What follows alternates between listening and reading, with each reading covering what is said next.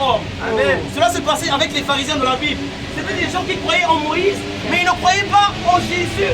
Pendant qu'Église a montré les œuvres de Dieu sur terre. Amen. Ils disaient, mais attends, tu comprends pas. L'homme préfère croire à Rihanna, à Beyoncé, mais il ne croit pas à son créateur. C'est pas normal.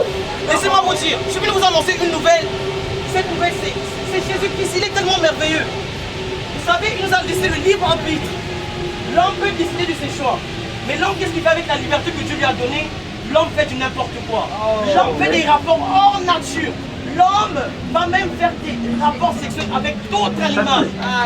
L'homme va se mélanger avec d'autres hommes. Et on trouve ça normal au jour d'aujourd'hui.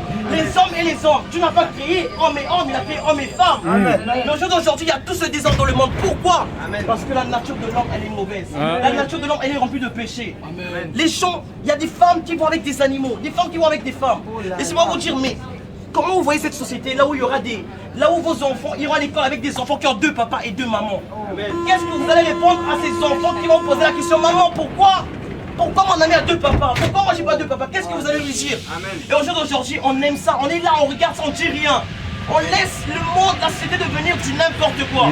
Je suis venu vous dire que Jésus, il est mort à la croix, il s'est fait malédiction pour que nous ayons une bénédiction. Il s'est pas fait malédiction pour que nous continuions dans la malédiction. Il n'y a pas de sens. Il nous a donné une santé, mais les gens, qu'est-ce qu'ils font aujourd'hui?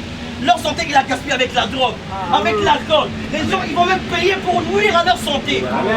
Mais je ne comprends plus rien de ce monde. Je ne comprends plus rien. Moi-même qui vous parle, je ne suis pas là pour vous condamner, mais moi-même, j'étais attaché à des relations sexuelles. J'étais attaché dans la fornication, des rapports avant le mariage. Des choses qui, en fait, quand tu fais ces choses-là, tu creuses ton propre trou. Mais j'ai rencontré ce Dieu-là, il est venu à moi, il m'a touché le cœur et tout cela a changé. L'homme dans son cœur, il a quelque chose. L'homme en lui, il a un vide qu'il n'arrive pas à combler. C'est pas pour rien que des fois, quand on a ce qu'on veut, on veut toujours plus, on cherche toujours plus.